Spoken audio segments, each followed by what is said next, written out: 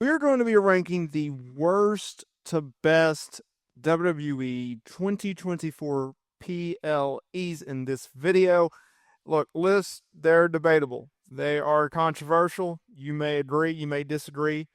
But I will say this WWE has had a very strong year in 2024. WWE has been on fire with its big events, selling out crowds, even going down to television for Monday Night Raw and NXT and SmackDown. But this year has seen a huge upswing in popularity of the WWE product as well as the quality, more importantly, of the product. Ironically, Monday Night Raw going back from 3 to 2 hours there for a while, but PLEs, whether it be at Elimination Chamber, Royal Rumble, WrestleMania, Survivor Series, Money in the Bank, the Big Five, or the smaller B show type pay-per-view events, if you will. Let's get into the list.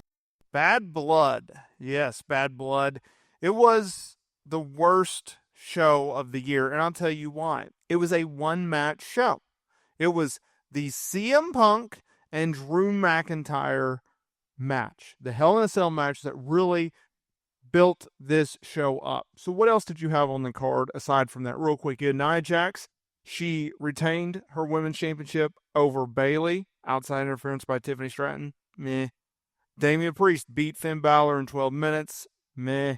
Rhea Ripley beat Liv Morgan via DQ while Dominic Mysterio was in a shark cage due to outside interference from Raquel Rodriguez. That match was god-awful. And, of course, your main event, Cody Rhodes and Roman Reigns going over Solo Sikoa and Jacob Fatu. What do people remember from this show? It was CM Punk versus Drew McIntyre. What do they remember closing the show? The most memorable spot, it was The Rock's surprise return. Other than that, there wasn't much to it. Up next on the list is the King and Queen of the Ring PLE in Saudi Arabia. So they had Liv Morgan go over Becky Lynch to win the Women's World Championship. That was good due to outside interference from Dominic Mysterio. Sami Zayn defeated Bronson Reed and Chad Gable in a triple threat to retain the IC title. That was pretty decent. But Nia Jax went over Lyra Valkyria in the Queen of the Ring PLE sucked. Gunther versus Randy Orton, very good. And Cody Rhodes versus Logan Paul, it was okay. I was not a huge fan of that main event. Now, if you would have put, Gunther versus Randy Orton in the main event, well, now we're talking, right? But I didn't like the Liv Morgan Becky Lynch match. I thought their steel cage match was better. The triple threat was good, but really, if you want to look at it, it was the Gunther versus Randy Orton show. Which should have headlined that show, and it didn't. And at number 7, it's Money in the Bank, another yearly annual tradition. Drew McIntyre won Money in the Bank, defeating LA Knight, Jey Uso, Chad Gable, Carmelo Hayes, and Andrade. Sami Zayn beat Braun Breaker for the Intercontinental title. That was a highlight. Damian Priest beat Seth Rollins and Drew McIntyre to win the World Championship. Excuse me. Damian Priest retained this said championship because obviously CM Punk got involved. Tiffany Stratton defeated Chelsea Green, Naomi, Zoe Stark, Lyra Valkyria, and Io Sky to win the Money in the Bank. I thought that was a wise decision. And yet another one, the Bloodline, going over Cody Rhodes, Roman Reigns, Kevin Owens, a forgettable main event. That main event did not feel worthy of being a main event. It felt like a SmackDown match. I understand they were building up the Bloodline storyline, but you could have easily had the women headline that show, or Sami Zayn beating Braun Breaker. That could have headlined the show, but I don't know. The names are on the card, sound good, but in all reality, it didn't mesh. Number 6, Survivor Series, so the most recent PLE. Sure, you had Bayley, Io Sky, Rhea Ripley, and Naomi, and Bianca Belair going over Candice LeRae, Nia Jax, Liv Morgan, Tiffany Stratton, and Raquel Rodriguez. What does everyone remember from that match?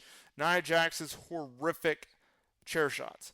Shinsuke Nakamura went over LA Knight in a boring match. Braun Breaker went over Ludwig Kaiser and Sheamus in the best match of the night. Gunther went over Damian Priest, but I didn't think it was as good as their SummerSlam match. And the main event was good. It was not great of CM Punk and the OG Bloodline going over Bronson Reed in the Bloodline. Most people now just remember that match being, CM Punk shaking hands with Roman Reigns. Obviously, Jimmy Uso suffering a broken toe and Bronson Reed breaking his ankle because everybody and their mother thinks that we have to dive off things to get a reaction. Bringing it along. Number 5, halfway through our list, Bash in Berlin. Do you remember this show? The number one thing I remember from this show was Gunther versus Randy Orton 2. It was good. It was really good. Cody Rhodes beat Kevin Owens in the opener. It was a fine match, but you felt like they were kind of holding off.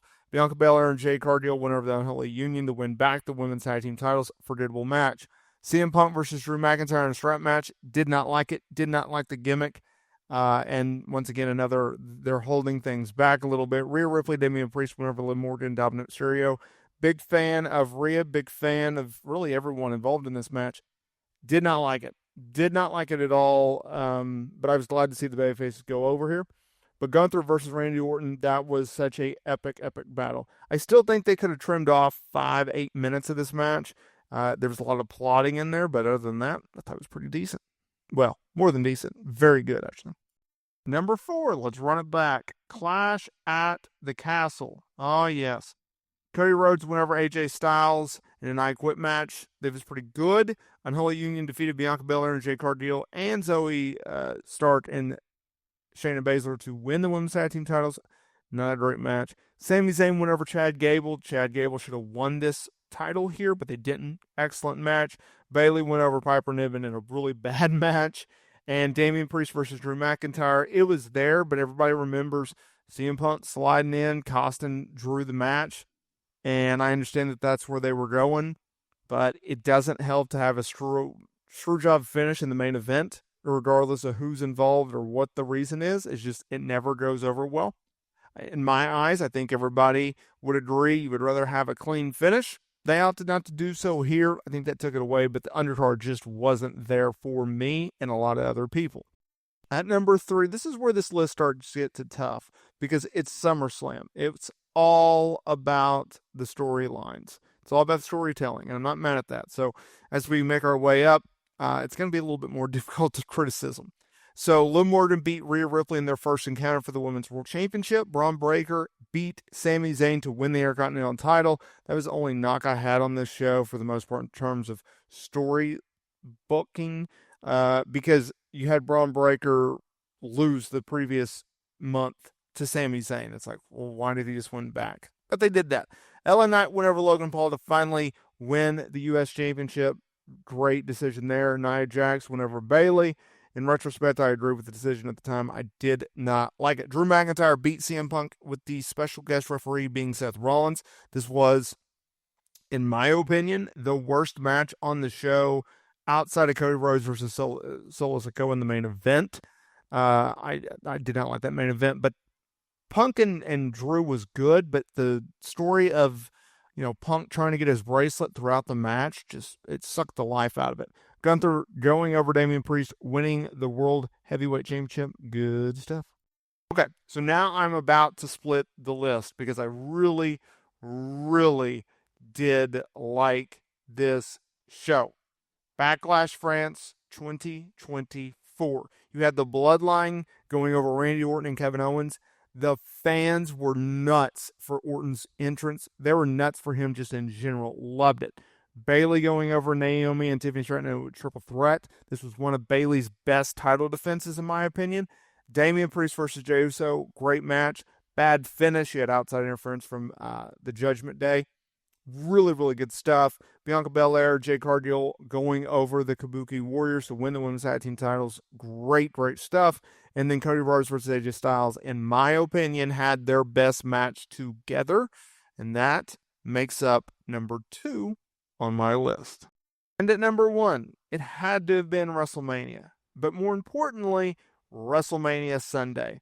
You had Drew McIntyre win the world title, only for CM Punk to screw him over and Damian Priest cashing in Money in the Bank to win the title. The Pride win over the Final Testament. Worst match on the show. You had LA Knight going over AJ Styles. That was a big match for LA Knight. Big win there. Logan Paul went over Kevin Owens and Randy Orton. A solid match for the U.S. title. Bayley going over Io Sky. That was an epic match. Honestly, I think that was the best women's match of the entire weekend. And of course, she had Cody Rhodes defeating Roman Reigns to win the undisputed WWE Championship in a Bloodline Rules match.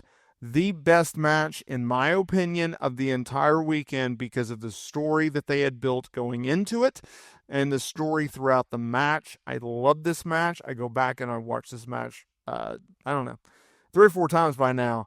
It's that good.